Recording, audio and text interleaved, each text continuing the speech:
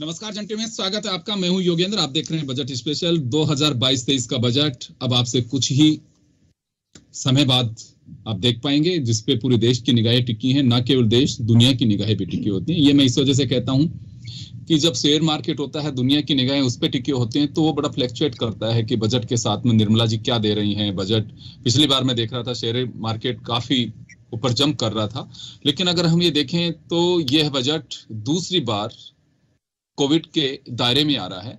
और अब ये कितना हिट कर पाता है देखने वाली बात होगी। हर तबके को इससे अपेक्षा और उम्मीद है। हम अब की बार इस चर्चा में करेंगे रेलवे, मेडिकल एंड हेल्थ और फार्मर्स, एग्रीकल्चर, उस सेक्टर को क्या मिल सकता है।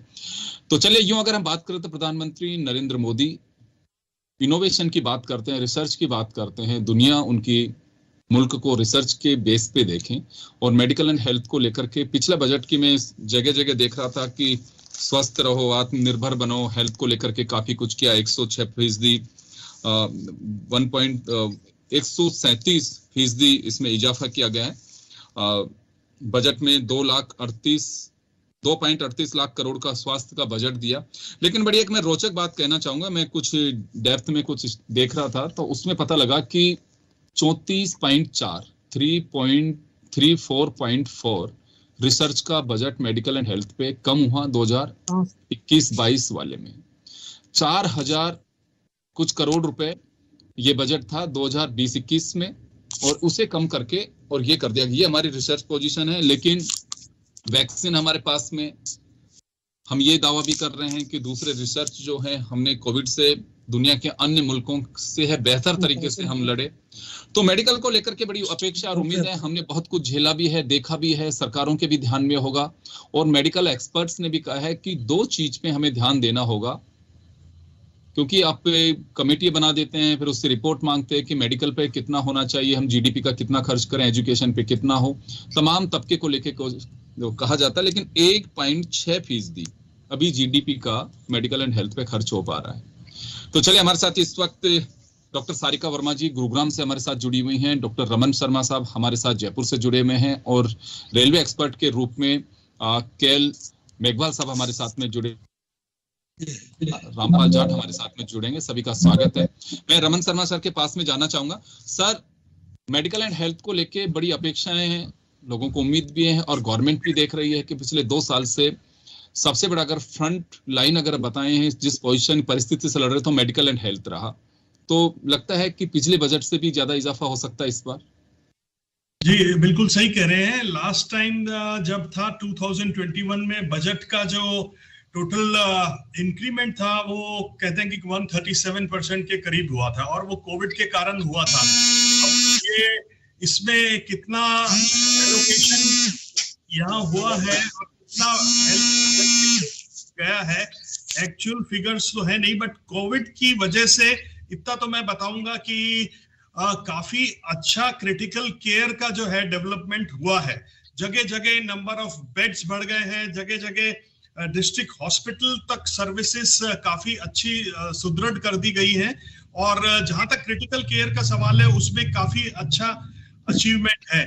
एक्सपेक्टेड ये है कि हाँ, डेफिनेटली हेल्थ केयर सिस्टम को प्रायोरिटी देनी पड़ेगी। जीडीपी का जो पोर्शन हेल्थ केयर को एलोकेटेड है उसको बढ़ाना चाहिए। दूसरी कंट्रीज की, जो भी डेवलपिंग कंट्रीज, डेवलप्ड कंट्रीज की तरह अब अपने को उसका एलोकेशन बढ़ाना चाहिए टुवर्ड्स द हेल्थ सेक्टर। बिल्कुल, निश्चित रूप से सर, जहां से बूस्टर डोज निकल रही है, जिस मेडिकल स्टाफ पे बूस्टर डोज इस समय दे रहा है, जिसकी चर्चा है, मुझे लगता है कि उस डिपार्टमेंट को, उस भाग, उस मंत्रालय को भी बूस्टर डोज की आवश्यकता है। जीडीपी का अगर 1.6% अगर हम खर्च कर पा रहे हैं तो मुझे लगता है कि हम बहुत ही कल्पनाओं से दूर हैं अभी। और रिसर्च का अगर हम बजट अगर कम कर रहे हैं तो मुझे लगता है कि हम नए इनोवेशन की ओर नहीं जा रहे हैं, कहीं ना कहीं हम पर कतरने की कोशिश कर रहे हैं। डॉक्टर सारिका वर्मा जी के पास जाना चाहूंगा। सारिका जी, क्या लगता है आपको? आप एनसीआर में हैं और हमने सारी चीजें देखी हैं। अभी रमन सर कह रहे थे कि इंफ्रास्ट्रक्चर पे हमें गौर फरमाना होगा। देखिए, परिस्थितियां हैं हमारे की दुनिया में भी, हालांकि परिस्थिति ऐसी बनी सेकंड वेव को लेकर के उस वक्त, लेकिन ये कहा जा रहा था कि प्यास लग रही तब हम कुआं खोद रहे हैं। तो कुछ पहले तैयारियों को लेकर के इंफ्रास्ट्रक्चर पे गौर करना चाहिए।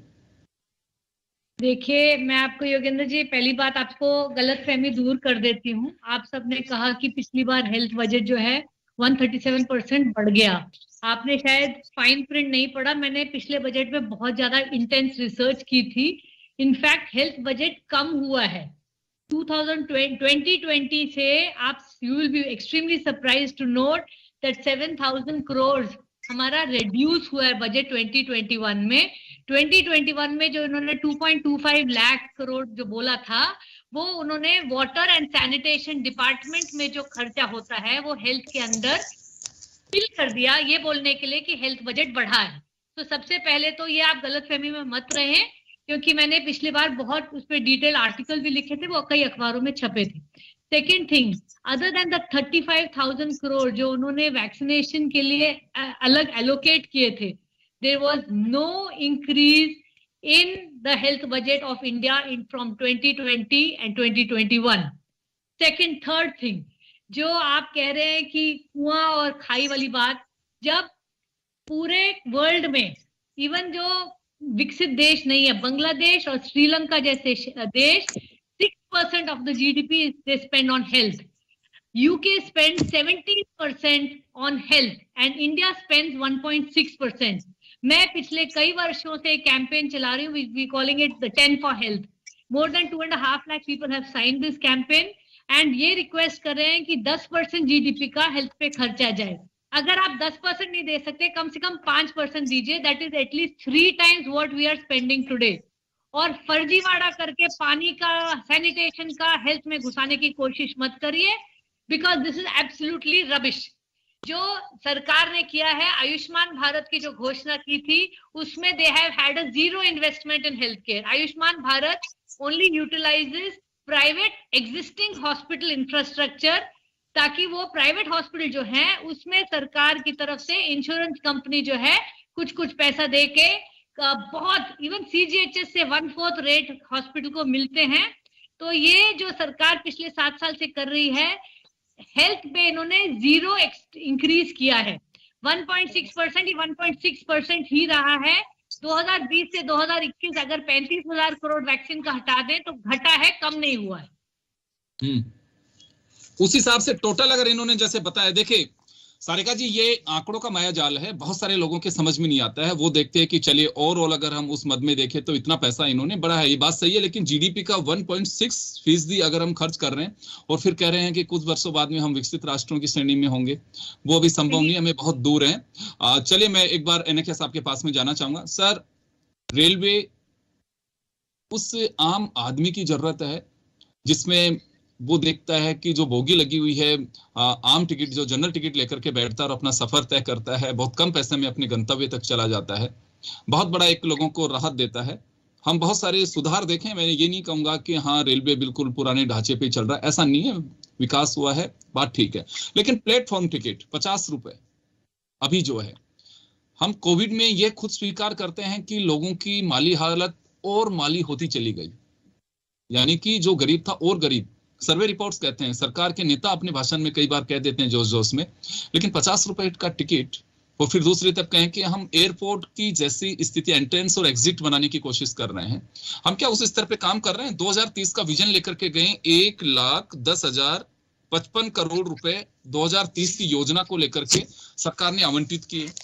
लेकिन यहाँ एक मैं गौर करना चाहूंगा, एक बात, प्रधानमंत्री जी की एक बात मुझे अच्छे से याद है, पिछले कार्यकाल की, आप हमारे साथ जुड़े हुए थे उस वक्त, तब उन्होंने ये कहा था कि मैं जब प्रधानमंत्री बना तो उस वक्त मैंने बहुत सारी चीजें देखी कि घोषणाएं करके भूल गए, ना कोई बजट, ना उन कागजों का क्या हुआ। तो 2030 का जो विजन पिछले बजट में लिया गया, क्या उस ओर हम 1 लाख और इतने हजार करोड़ रुपए खर्च करना चाह रहे हैं?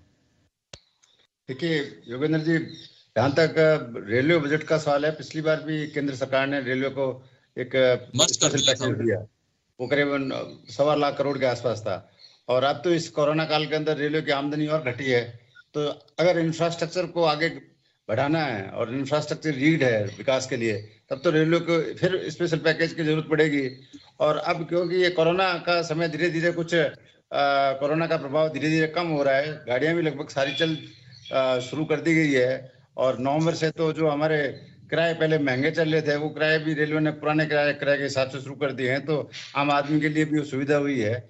जहाँ तक विकास की प्रगति का सवाल है, उसके लिए तो केंद्र सरकार को जब तक ये परिस्थितियां रहेगी तो स्पेशल पैकेज का घोषणा करना बहुत जरूरी होगा, वरना तो जो प्रोजेक्ट पहले 10-15 साल पहले मैं अपने प्रदेश की बात करता हूँ, प्रदेश में पिछले 10 साल से कई प्रोजेक्ट स्वीकृत किए हैं जो कि जरूरी है। जैसे टोंक है, आजादी के 75 साल हो गए, बट वहाँ टोंक के अंदर उन्होंने रेल लाइन ही नहीं पहुंची अभी तक।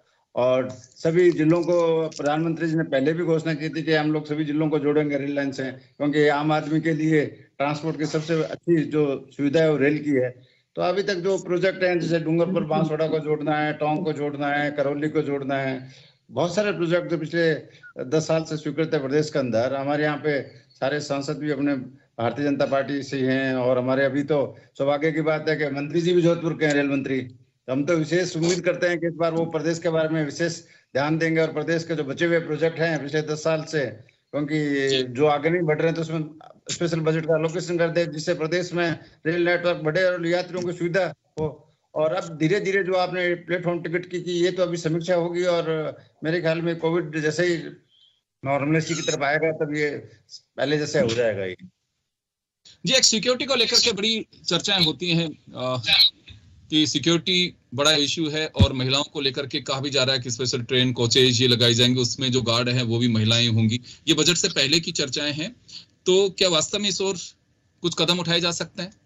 मुझे ऐसा एहसास हो रहा है कि इस बजट में इसके बारे में कुछ आना चाहिए, क्योंकि सिक्योरिटी के बारे में सभी लोग चिंतित है। स्पेशली बहुत इंपॉर्टेंट ट्रेन में तो सीसीटीवी भी लगाए हैं, जिससे कि वहाँ एक्टिविटी को मॉनिटर किया जा सकता है कि कौन आदमी संदिग्ध है। क्योंकि विशेषकर जब ये प्राइवेटाइजेशन हो रहा है, तो इसमें जो पहले जो स्क्रीनिंग स्टाफ की जो हो पाती थी, जो रेलवे एम्प्लॉय था तो उसके स्क्रीनिंग था, एक उसका कंडक्ट था, वो चीजें अभी कमजोर पड़ रही है।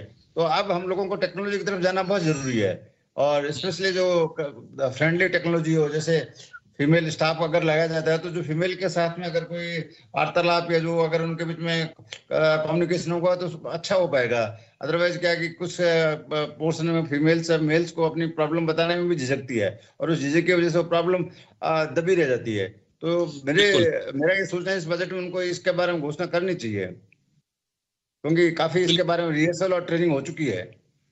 जी जी, चल बिल्कुल, मैं वापस लौटूंगा आपके पास में। किसान सेस बढ़ाया गया था फ्यूल और सोने पर, उसका मुझे लगता है कुछ फायदा मिलना चाहिए किसानों को। एमएसपी की लेकर के एक लंबे समय से डिमांड है, लेकिन 1.5% की बात कही गई थी। रामपाल जाट साहब हमारे साथ में जुड़े हुए हैं। मेडिकल कोविड के कारण काफी चर्चाओं में रहा जाट साहब, और किसान आंदोलन के कारण एग्रीकल्चर सेक्टर भी काफी चर्चाओं में रहा। तो इस बजट में कुछ उम्मीद है कि किसान तबके को, क्योंकि 2022 एक बड़ा चैलेंजिंग गवर्नमेंट के लिए इस वजह से भी कि आमदनी को डबल करने की बात आ रही है, कि यही मुझे लगता है कि टारगेट था मोदी साहब का। तो इस ओर लगता है कि कुछ कदम बढ़ेंगे आगे, क्योंकि समय बहुत कम है। योगेंद्र जी, टारगेट तो यही था कि किसानों की आय को दोगुना किया जाएगा, और ये भी सही बात है। कोविड आया, और कोविड-19 में यदि कोई सेक्टर जिसने देश में प्लस किया तो एग्रीकल्चर सेक्टर है। इसके अलावा तो सब -23 तक चले गए थे। एग्रीकल्चर सेक्टर ऐसा था जो +3 से ऊपर रहा, 3.6, 3.9 ये इसकी ग्रोथ रही। उसके उपरांत भी इसी क्षेत्र की उपेक्षा, और खास बात एक और, देश में सबसे ज्यादा रोजगार देने वाला कोई क्षेत्र है तो कृषि है। यह कृषि प्रधान देश है। तो भी जो घोषणाएं अब तक के बजटों में हुई वो भी पूरी हो जाए तो हम तो मानेंगे बहुत बड़ी बात हो गई। और इसमें जो प्रमुख मुद्दा है आय दोगुनी करने का, तो भाई फसलों के दाम दो। आज तो किसान अपनी फसल जो पैदा करता है, जो उसका उत्पादन खर्चा अपनी जेब से खर्च करता है, वो भी वापस नहीं आता। उसे कम दामों में उसको बेचने के लिए मजबूर होना पड़ता है। इसलिए यदि न्यूनतम समर्थन मूल्य पर खरीद की गारंटी का कानून, इसीलिए तो उसकी मांग है, तो यदि वो कर रही है तो मैं सोचता हूं कि कम से कम किसानों को न्यूनतम दाम तो मिल जाएंगे। सरकार तो लगातार घोषणा कर रही है लाभकारी की। अभी भी मैं आज उसको पढ़ रहा था, सर्वे को 2021-22 का, उसमें भी कहा है कि हम जो है ना लाभकारी बनाएंगे खेती को। अरे लाभकारी, तुम घाटे का सौदा बना रहे हो और फिर भी लाभकारी कहे जा रहे हो। और अब तक इतना बड़ा आंदोलन हुआ जिसकी प्रमुख मांग थी न्यूनतम समर्थन मूल्य पर खरीद की गारंटी का कानून बनाना, वो भी नहीं बनाया। और 2011 में हमारे प्रधानमंत्री जी इसको अनुशंसा कर चुके हैं जब मुख्यमंत्री थे गुजरात के। इतना ही नहीं, जो देश में भारत सरकार का ही निकाय है कृषि लागत एवं मूल्य आयोग, वो भी अनुशंसा कर चुका 2 बार कि भाई ऐसा कानून बनाओ जिससे किसानों को उनकी फसलों के कम से कम न्यूनतम दाम तो मिले, वो भी नहीं मिल रहे। और अभी भी जो आशा है, हम तो सोचेंगे इनका 6 वर्ष तो पूरा होने वाला है, 2016 से 2222 आ गया 2022, और इन्होंने कहा था 2022 तक हम आमदनी दोगुनी कर देंगे। हमारी तो आय घटी है, दोगुनी तो बहुत दूर की बात है। इसलिए जो आय दोगुनी करने की बात थी, अभी भी ये बजट है, यदि इस बजट में इसको प्राथमिकता देते हैं तो थोड़ा सा ये लगेगा कि भाई चलो सरकार ने अपनी कही हुई बात की पालना तो की, तो वो उनकी कथनी और करनी। देखिए, कोविड का मैं नहीं कह सकता, हो सकता है कि जब बजट रिप्लाई देंगी तो निर्मला जी इस बात को कह सकते हैं। मुझे बहुत अच्छे से ध्यान है उस वक्त कि एसी ट्रेन और हवाई जहाज के जरिए किसान की फसल पहुंच सकेगी जो खराब हो जाती है, तो ऐसे प्लान्स कुछ किए गए थे। अभी पता नहीं कि इसमें कितनी सरकार आगे बढ़ पाई है, नहीं बढ़ पाई है, ये अभी कुछ ऑन रिकॉर्ड आया नहीं है, क्योंकि राष्ट्रपति जी का मैं जब अभिभाषण देख रहा था तो उसमें भी अभी वो चर्चाएं हवाई जहाज और उसके एसी ट्रेन वाली की उतनी नहीं दिखाई दी मुझे, जैसे कि उस समय कहा गया था कि इसको ग्रोथ इंजन के रूप में माना गया था। मैं चलिए रमन सर का रुख करना चाहूंगा एक बार। सर, मेडिकल सेक्टर में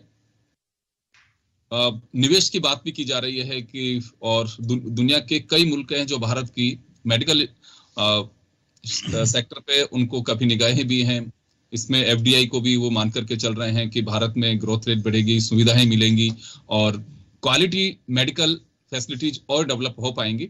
तो क्या वास्तव में उसकी कोई नीड है कि हमारे जो इंफ्रास्ट्रक्चर है उसी को अगर और मजबूत किया जाए तो हम बहुत बेहतर हो सकते हैं? कि बहुत ही जरूरी है कि अपने को एक न्यू थिंकिंग के साथ चलना पड़ेगा। देखिए, WHO ने जो बजटिंग करता है उसमें एक इंपॉर्टेंट टर्म बोलते हैं कि यूनिवर्सल हेल्थ कवरेज। अब वो कैसे पॉसिबल होगा? डेवलप कंट्रीज जो है यूनिवर्सल हेल्थ कवरेज की तरफ अग्रसर हैं और काफी हद तक हो गई हैं। गवर्नमेंट इंश्योरेंस स्कीम ला रही है, ये एक बहुत ही उचित कदम है और इस गैमेट को बहुत ज्यादा बढ़ाना चाहिए, जिससे कि जो लेटेस्ट टेक्नोलॉजी है, लेटेस्ट मेडिकेशन है, आज आपने देखा होगा हर तरह के ट्रीटमेंट आजकल अवेलेबल है, इतना एडवांस ट्रीटमेंट हो गया है कि ये इंडिविजुअल के लेवल पे बेयर करना बड़ा मुश्किल हो जाता है। तो यूनिवर्सल एक health coverage through insurance policies बहुत अच्छी और बहुत अच्छा रहेगा कदम, ज्यादा इस तरफ डिवोट किया जाए। मैक्रो प्लानिंग के साथ साथ माइक्रो प्लानिंग बहुत इंपॉर्टेंट है। माइक्रो प्लानिंग में डिस्ट्रिक्ट प्राइमरी हेल्थ सेंटर जैसे वाटर एंड सैनिटेशन, ये एक बहुत इंपॉर्टेंट पार्ट ऑफ हेल्थ है।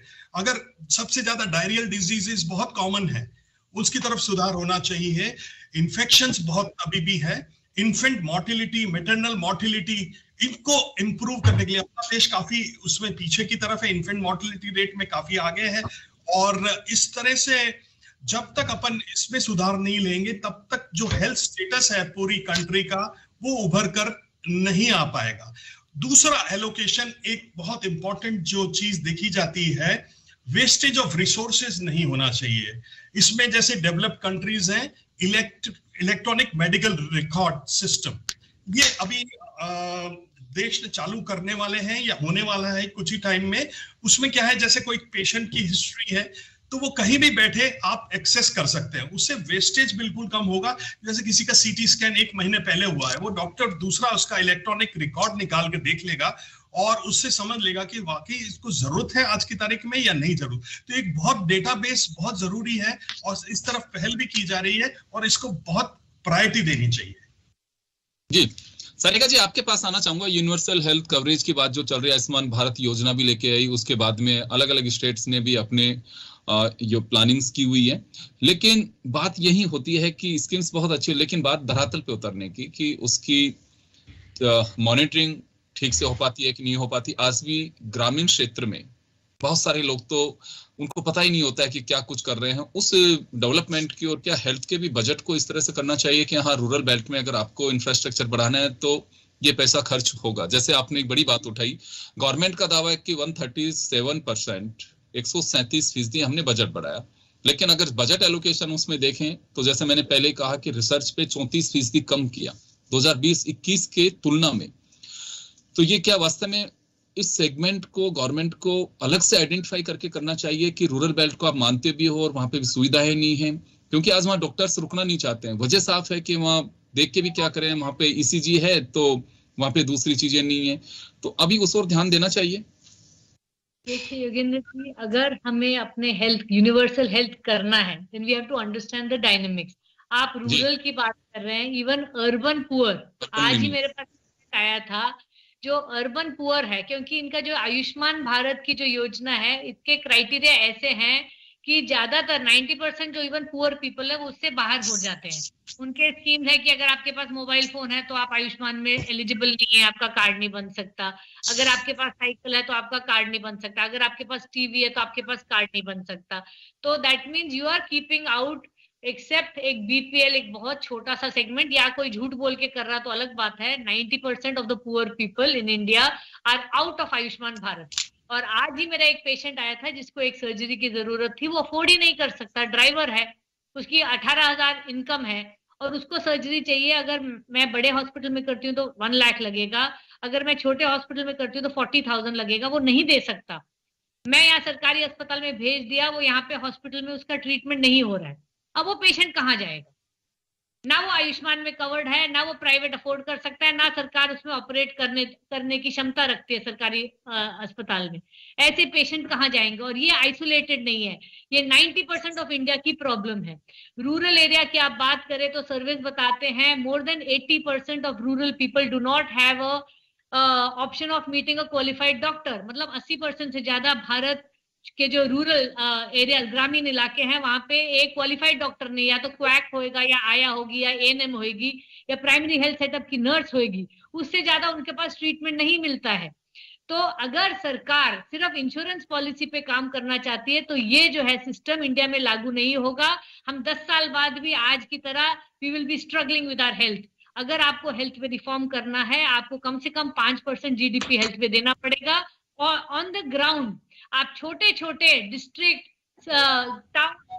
गांव के जो तालुक होते हैं वहां पर हॉस्पिटल क्रिएट करिए जहां प्रॉपर इंफ्रास्ट्रक्चर हो, डॉक्टर हो, नर्स हो, कार्डियोलॉजिस्ट हो, ऑपरेशन थिएटर हो, ऑक्सीजन अवेलेबल हो, ईसीजी हो, बेसिक फैसिलिटीज प्रोवाइड की जाए in every nook and cranny of India.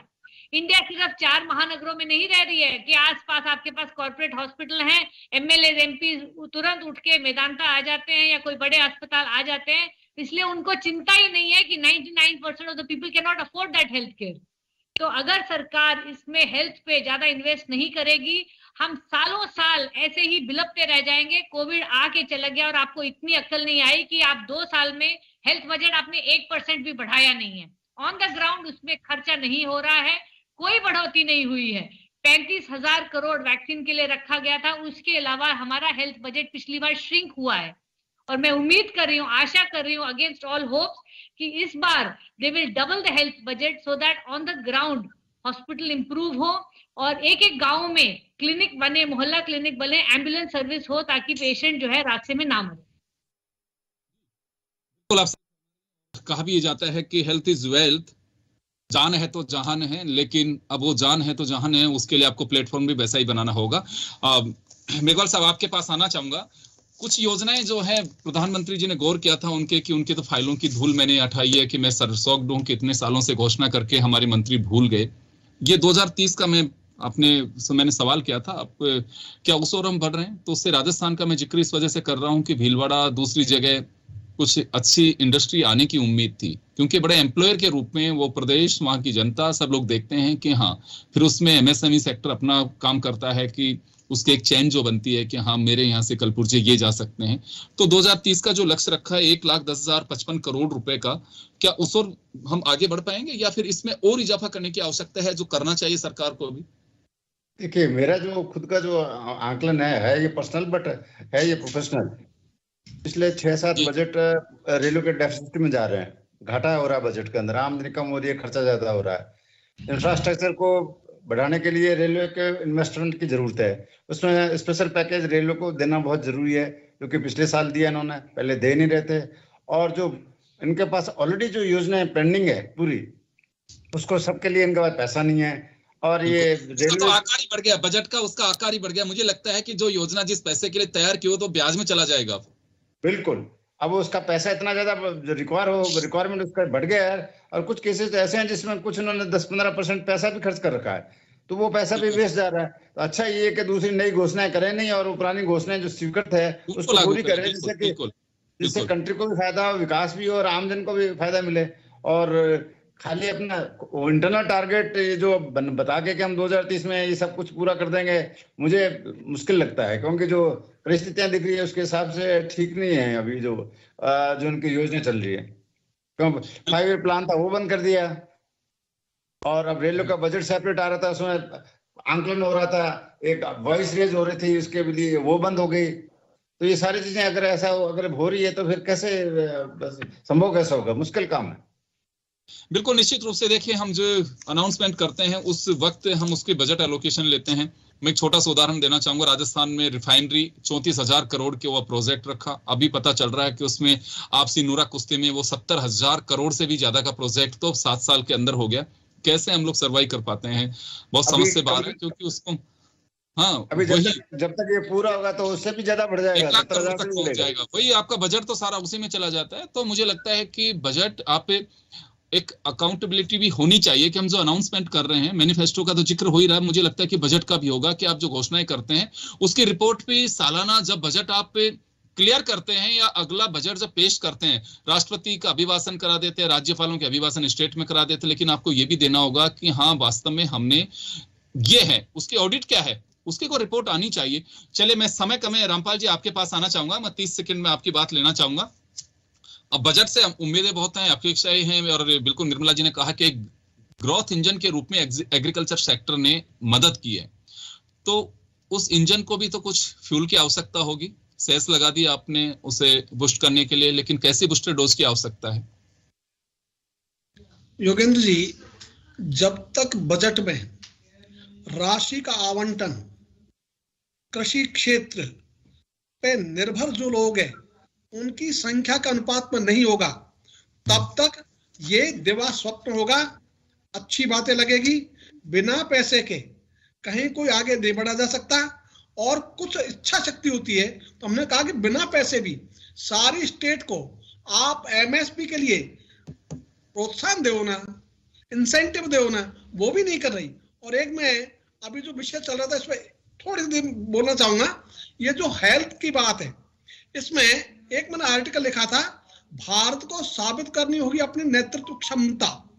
और किसके लिए? ये जो पेटेंट कानून है इसके अंतर्गत जो लूट है, अभी बजट में उसका एलोकेशन हो कि कम से कम ऐसी लूट को हम रोकेंगे, ये भी हमारे बजट का दायित्व है। तो आज 3 कंपनियां प्रति सेकंड 75,000 रुपए आय अर्जित कर रही है, और हमारा जो ग्रामीण क्षेत्र है वो अभी जो हमारे डॉक्टर साहब बोल रहे थे, बिल्कुल सही बोल रहे थे, वो 80% जनसंख्या वो सब उससे वंचित है। तो ऐसी स्थिति में हम कैसे कहेंगे? रामपाल जी, मैं माफी चाहूंगा, समय का अभाव में रोकना चाहूंगा तमाम अतिथियों को, क्योंकि बजट पे हम चर्चा कर रहे हैं और समय का थोड़ा सा अभाव है। निश्चित रूप से आपके सुझाव बड़े महत्वपूर्ण है। बजट आएगा तो हम अब एक बार और आप लोगों को जोड़ेंगे कि वास्तव में हम जो चर्चा कर रहे थे उसकी क्या पोजीशन है। ये चर्चा इस लिहाज से भी है, मैं कई लोगों से मैंने बात की कि बजट में वो प्री टॉक्स में जाते हैं गवर्नमेंट के साथ, जब उनका डायलॉग होता है, अलग अलग संगठन के लोग जाते हैं, अलग अलग सेक्टर के लोग जाते हैं, लेकिन बड़ा ठगा हुआ सा महसूस करते हैं कि सब हमने सुझाव तो ये दिए थे, लेकिन ये नहीं सोचा था कि हमारे साथ इस तरह की स्थितियां भी बनेंगी। चलिए, लेकिन फील गुड वाला बजट। और मैं एक बात जरूर कहना चाहूंगा, रामपाल जी मेरे साथ में थे जब मैंने राजनाथ सिंह जी का एक इंटरव्यू किया था, उस वक्त ये भाजपा से भी ताल्लुक रखते थे। उन्होंने बड़ी हमदर्दी के साथ में कहा था कि अगर हमारी सरकार बनेगी तो हम एग्रीकल्चर का बजट लेके आएंगे। मुझे लगता है कि उसकी आवश्यकता है, अगर सरकार उस पर कोई गौर कर सके तो बड़ी अच्छी बात होगी। जिसे आप ग्रोथ इंजन मान के चल रहे हैं, तो इस इंजन को, जो पटरी पे इंजन चल रहा था आपने उसको तो मिक्स कर दिया, लेकिन इस खेत के इंजन को तो आप आगे बढ़ाइए। बहुत बहुत शुक्रिया आप सभी का। हमारी विशेष चर्चा में इतना ही, दीजिए इजाजत, नमस्कार, धन्यवाद।